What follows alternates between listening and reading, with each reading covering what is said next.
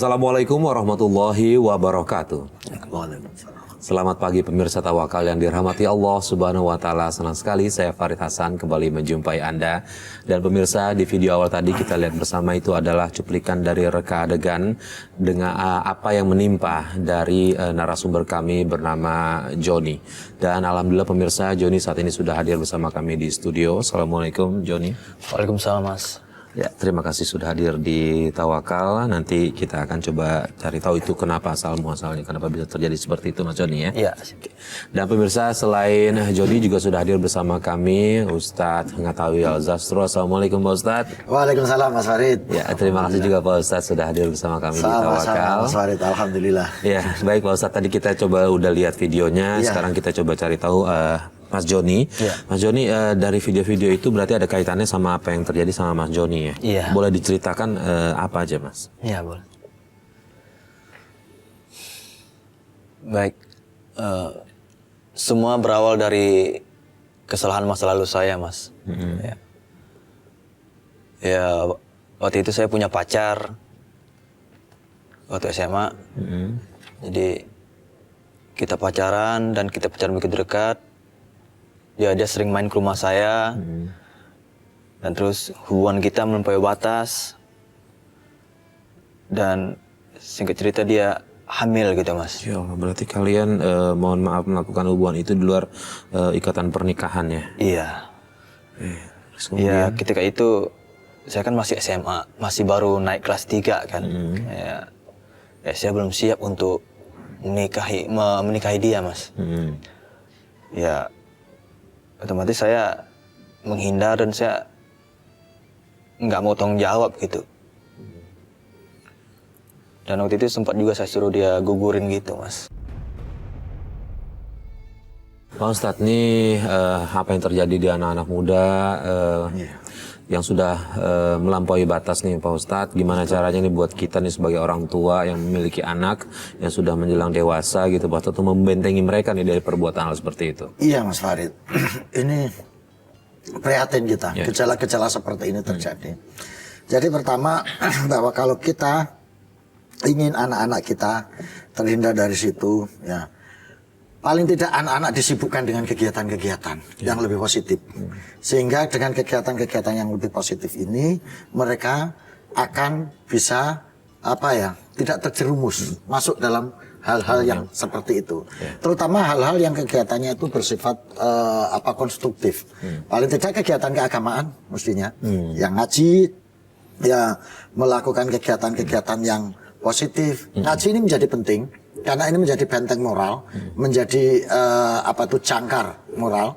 Tapi ngajinya harus ngaji yang betul-betul memperkuat pertahanan diri dari anak-anak itu. Yang kedua bisa kegiatan seni dan olahraga yang terkontrol, terarahkan dengan baik, dengan pendampingan yang benar. Karena kalau kegiatan-kegiatan ini tidak didampingi yang benar juga bisa terjerumus pada sikap-sikap seperti itu. Karena anak muda itu kan nggak pikiran panjang Mas Farid, lebih mengedepankan emosinya, lebih mengedepankan kesenangannya. Maka dalam suasana seperti ini yang dalam psikologi disebut masa Sturm und Drang ini, masa pergolakan gitu ya.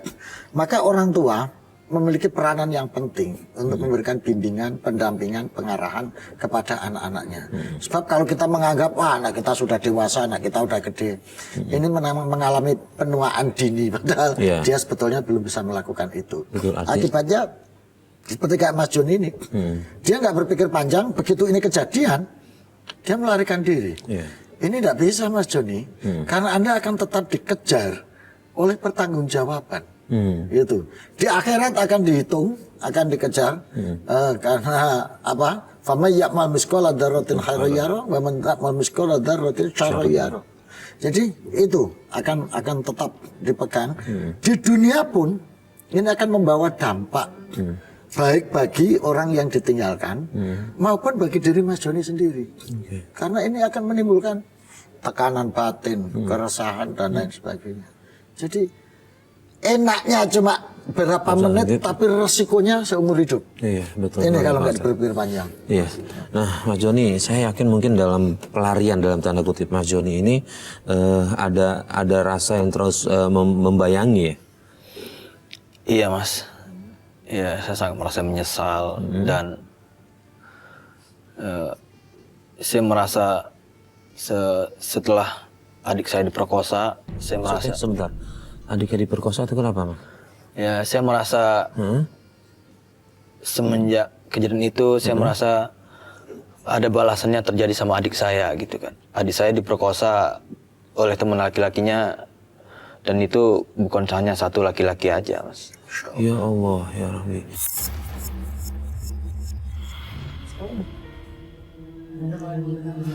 Kakak, mama. Kamu kenapa? Mama. Apa yang terjadi, Nak? Kamu kenapa? Jangan perkosa aku, Kak. Aku mau, jangan. Perkosa? Maksud kamu apa sih, ha? Aku diperkosa, Kak. Aku diperkosa sama sekelompok pria. Diperkosa? Aku hina, aku mau mati aja. Benar kamu, Nak. Siapa yang berkosa, ha?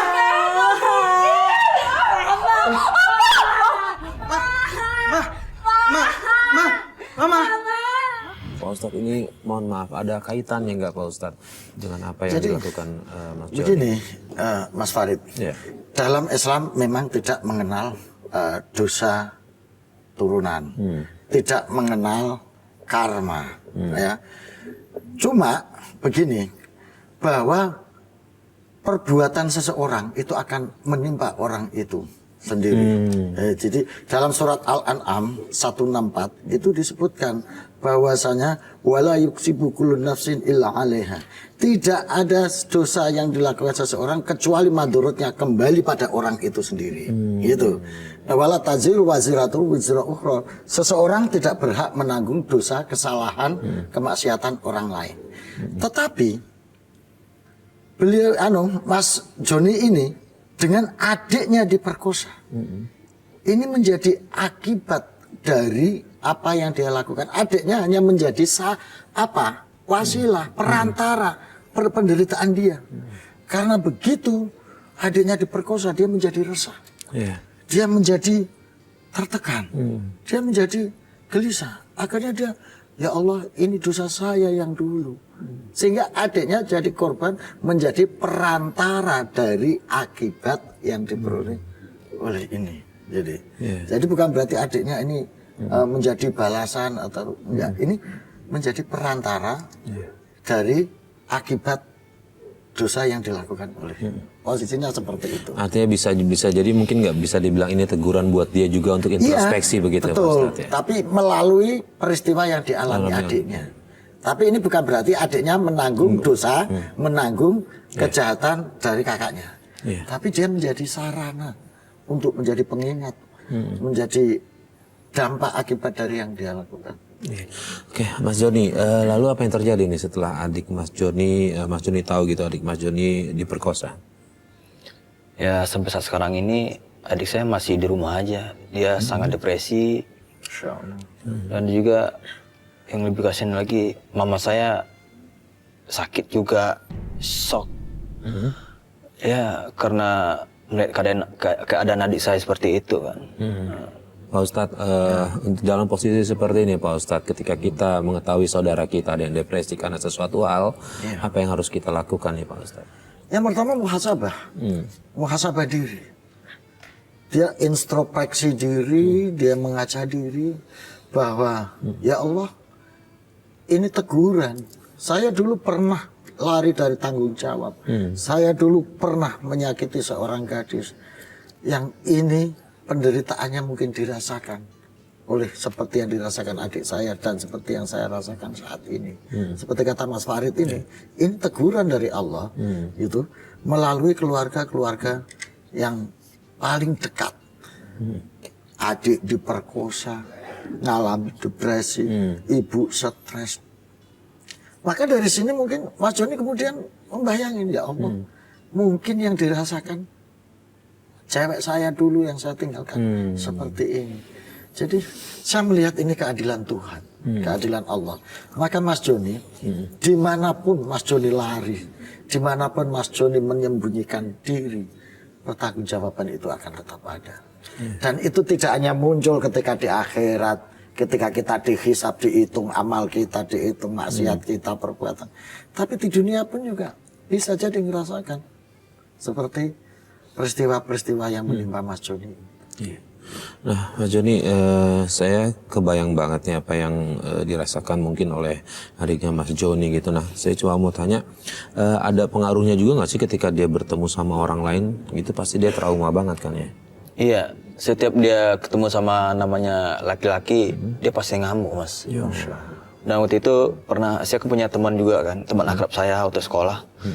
Dan juga udah akrab juga sama adik saya. Kena ingin tahu keadaan adik saya seperti apa. Ya, karena waktu dia masih kecil waktu itu, masih ya akrab banget sama teman saya waktu itu. Jadi teman saya datang mau jenguk.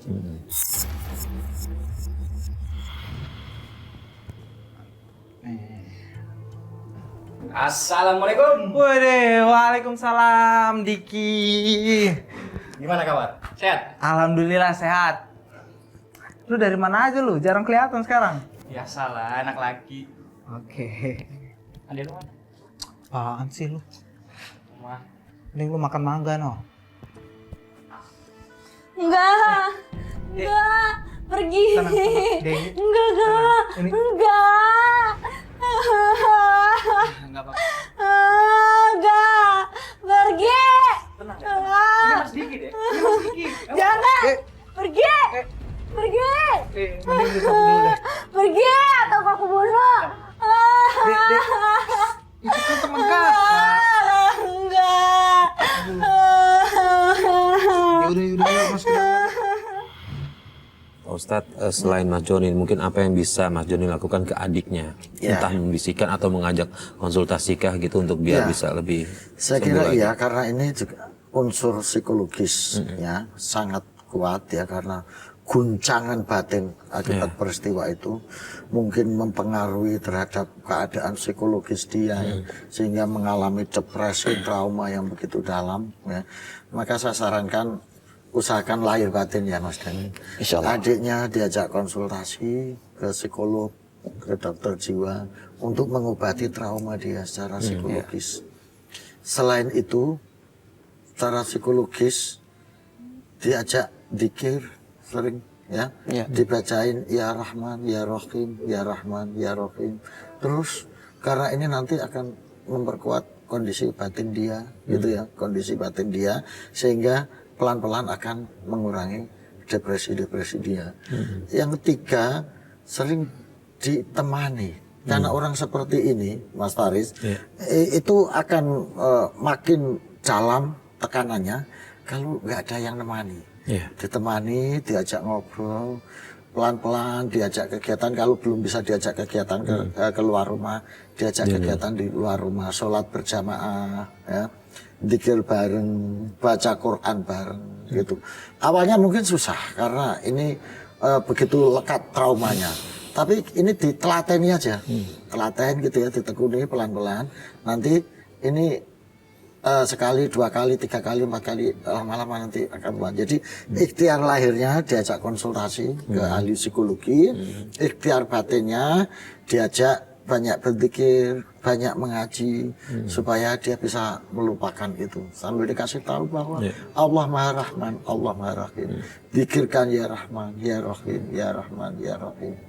Insya Allah nanti pelan-pelan akan jalan itu. Nah, Pak Ustadz, kondisi saat ini adalah Mas Joni masih merasa bahwa apa yang menimpa keluarganya tetap itu dari perbuatannya dia. Sementara tadi Pak Ustadz udah bilang kan alasannya nggak ada hubungannya sama itu.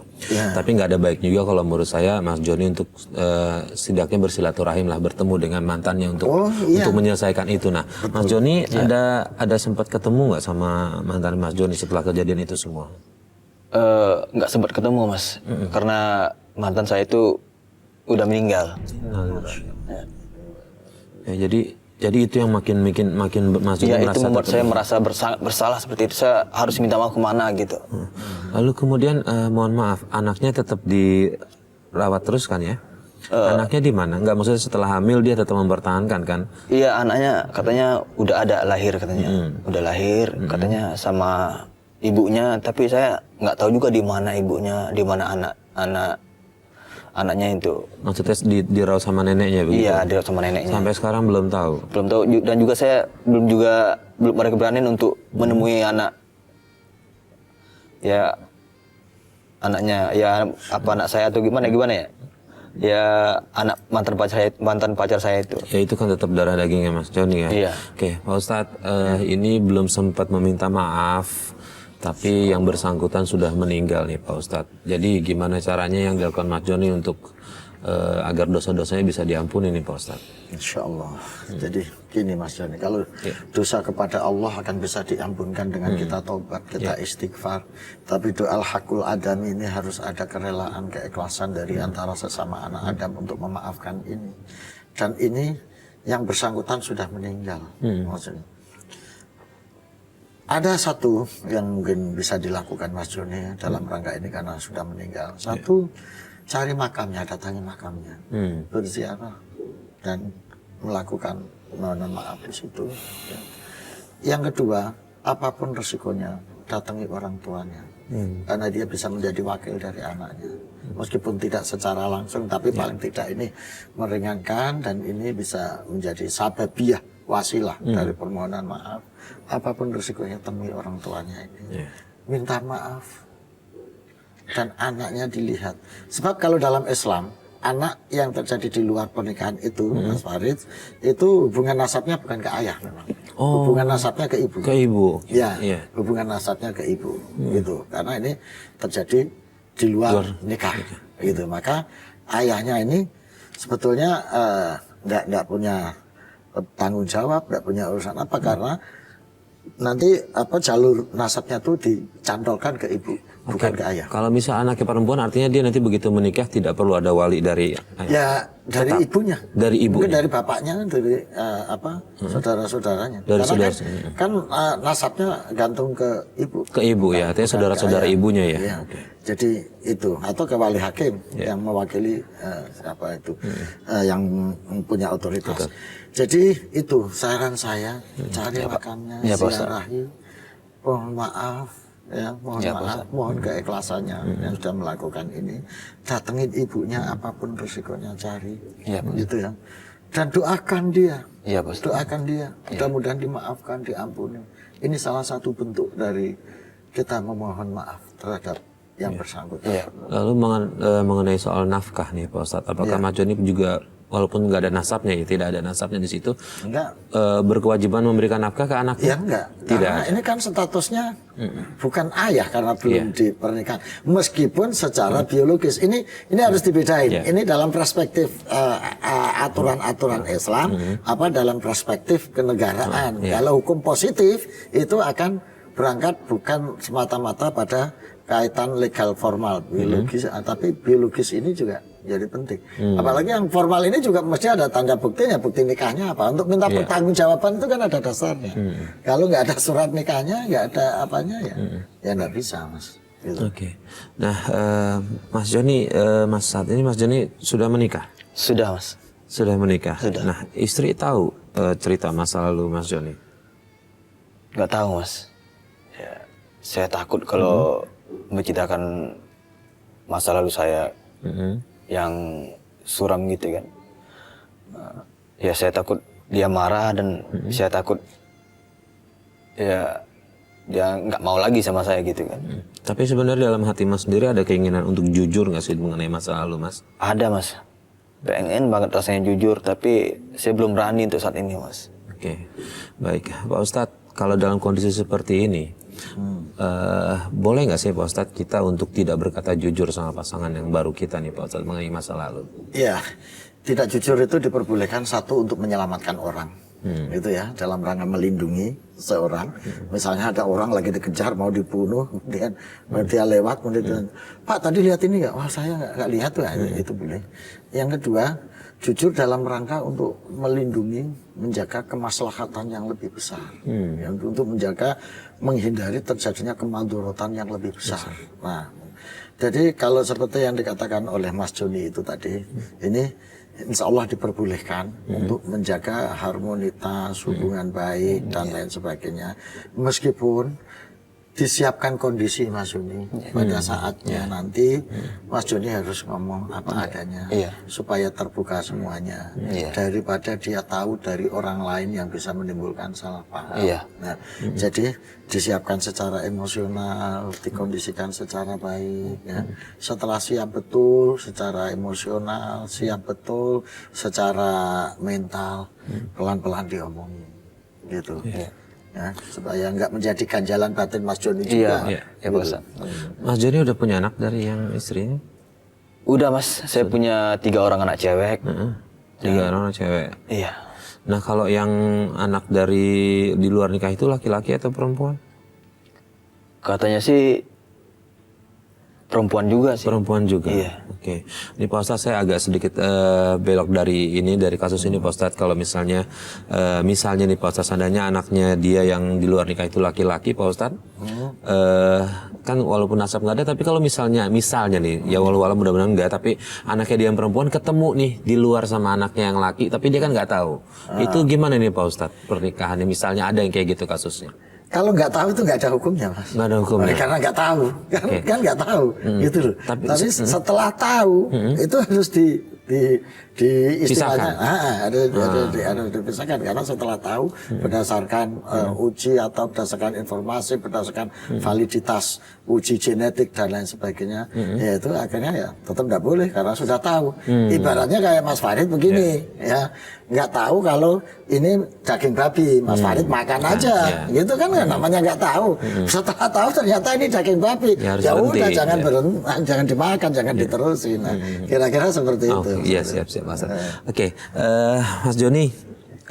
Mas Joni bilang ke tim kita kalau Mas Joni datang ke sini adalah sebenarnya kekhawatiran terbesarnya adalah ketiga anak perempuan ini Mas Joni yang takut setidaknya mereka juga menerima apa yang Mas Joni kena imbasnya gitu ya. Oke, Pak Ustadz ada ketakutan itu di Pak Ustadz dari Mas Joni? Pasti Mas. Ya. Itu tadi yang saya bilang bahwa sejauh apapun kita lari, sejauh apapun kita menghindar, itu akan ada. Laha maka sabat wa alaiha maka sabat. Demikian surat Al-Baqarah menjelaskan bahwa bagi orang itu adalah resiko terhadap apa yang telah dia perbuat dan telah dia lakukan. Dalam waktu jeda, dalam waktu sementara mungkin bisa menghindar 1 tahun, 2 tahun, 3 tahun. Tetapi ternyata kan Allah memberikan dampak dari yang dia lakukan ini melalui adiknya, melalui keluarganya. Jadi sekali lagi bukan ngomong bahwa ini dia menanggung dosa, menjadi itu tidak. Allah kan punya cara untuk memberikan dampak dari apa yang dia perbuat ini. Ternyata mungkin insya Allah melalui adiknya, melalui ibunya, akhirnya menjadi dampak itu. Dan kekhawatiran ini saya bisa memahami ya Mas Joni, kalau kemudian anaknya perempuan semua, ada kekhawatiran seperti itu. Maka Mas Joni sekarang bertobat, banyak baca istighfar. Iya Pak Ustadz. Mohon ampun kepada Allah. Doakan perempuan yang sudah Mas Joni sakiti itu, yang sudah meninggalkan. Mintakan ampun, mintakan istighfar kepada Allah. Jangan lupa, itu untuk menghindari ini, setiap selesai sholat fardu Mas Joni, atau setengah malam bangun, berdoa. Ya, berdoa. Rabbana la tuzigh qulubana ba'da idh hadaytana, ya Allah jangan kau kunci hatiku setelah engkau berikan petunjuk. Kemudian baca Rabbana min ladunka rahmah wa hayyi lana min amrina rasyada. Gitu. Baca itu. Ini untuk melindungi anak cucu kita, keturunan kita Mas Farid. Supaya terhindar dari perkara hal-hal yang negatif, supaya tetap bisa berada dalam jalan-jalan yang benar. Itu ya Allah. Mas Joni saat ini kerja di mana? Saya nggak kerja lagi Mas. Ya karena kesibukan ngurus adik sama mama saya yang sakit. Jadi saya jarang masuk kerja dan terus saya di PHK. Dan sampai sekarang saya belum kerja Mas. Lalu sehari-hari untuk menghidupi istri dan 3 anaknya dari mana? Ya kadang-kadang dibantu sama istri saya, dia kerja juga gitu. Dia kerja. Boleh tahu dia kerjanya apa? Ya kadang bantu-bantu tetangga, ya kadang ada juga kerja yang lain, kadang di penjaga toko. Oke, Pak Ustadz, punya tanggungan 3 anak dan 1 istri, sementara dia juga harus merawat ibu dan adiknya yang masih tergoncang nih kejiwaannya. Harus apa lagi nih Pak Ustadz selain berikhtiar untuk terus mencari kerja? Mungkin ada doa apa yang harus dipanjatkan buat Mas Joni biar memudahkan ini semua nih Pak Ustadz? Ya. Jadi Mas Joni, satu sekali lagi saya sarankan Mas Joni untuk taubatan nasuha, bertaubat secara serius, secara sungguh-sungguh. Iya Pak Ustadz. Ya, untuk membuka jalan ini karena Mas Joni menjadi kepala keluarga yang harus menanggung 3 anak, kemudian juga harus merawat orang tua dan adik. Saya bayangin ini juga sangat beban berat juga. Mas Joni selama ini masih bisa istri yang bekerja, tapi sejalan dengan tumbuhnya anak, kebutuhan ingat, maka Mas Joni juga harus ikhtiar lahir untuk mencari kerja. Insya Allah mudah-mudahan ada jalan. Kalau mau Mas Joni tengah malam bangun sholat 2 rakaat. Sholat 2 rakaat. Rakaat pertama ya baca Qul a'udzu birabbil falaq. Ya. Qul a'udzu birabbil falaq sebanyak 7 kali. Kemudian rakaat setelah Fatihah ya. Setelah Fatihah baca Qul a'udzu birabbil falaq 7 kali. Rakaat kedua baca Qul a'udzu baca surat Ikhlas. Qul huwallahu ahad, Allahus samad sebanyak 11 kali. Ini rakaat kedua setelah Fatihah. Setelah selesai salat baca subhanallah walhamdulillah wala ilaha illallah wallahu akbar 333 kali. Setelah itu doa. Mudah-mudahan diampuni dosanya, dikasih jalan keluar dari segala kesulitan, diberi jalan rezeki untuk menghidupi dan menanggung keluarga yang ada. Insya Allah lakukan secara istiqomah tengah malam. Insya Allah. Sambil bermunajat kepada Allah. Ingat ya, itu Insya Allah tadi, Pak Ustadz. Terima kasih. Al-Falaq 7 kali, rakaat pertama, Al-Ikhlas 11 kali. Setelah itu subhanallah walhamdulillah, itu setelah salam ya 333 kali baru berdoa. Baik, terima kasih Pak Ustadz atas semua nasihatnya. Mudah-mudahan Mas Joni bisa coba diamalkan sampai tadi Pak Ustadz sampaikan, dan Allah mengabulkan semuanya. Jadi semuanya jadi nggak ada masalah sama sekali, bisa terselesaikan dengan baik ya Pak Ustadz. Ya.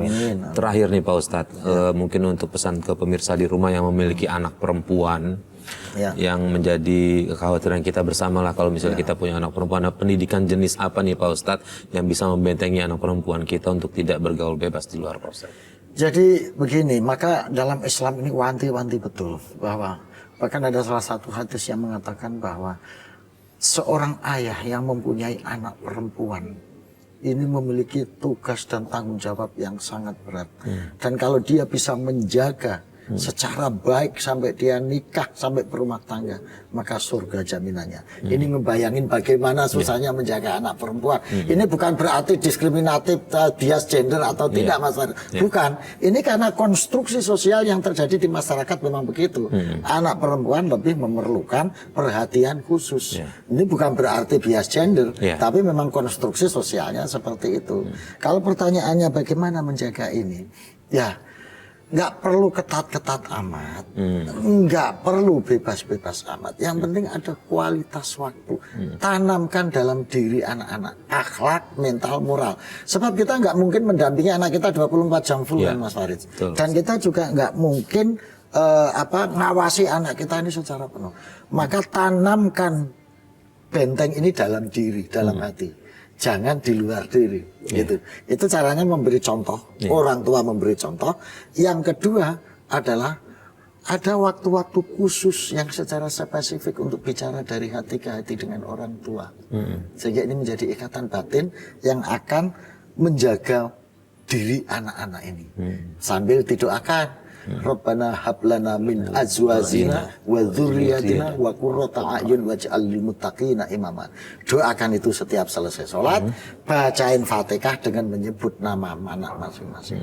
Insya Allah itu benteng lahir batin. Baik, amin ya rabbal alamin. Amin, amin. Baik, terima kasih Pak Ustadz atas semua nasihatnya dan juga terima kasih Mas Joni atas berbagi ceritanya. Mudah-mudahan ini menjadi pelajaran penting buat pemirsa di rumah biar tidak terulang apa yang terjadi yang menimpa juga Mas Joni. Ya, baik, terima kasih. terima kasih, Dan pemirsa akhirnya sampai di sini tawakal. Saya Farid Hasan undur diri. Wabillahi taufik wal hidayah. Wassalamualaikum warahmatullahi wabarakatuh. Waalaikumsalam.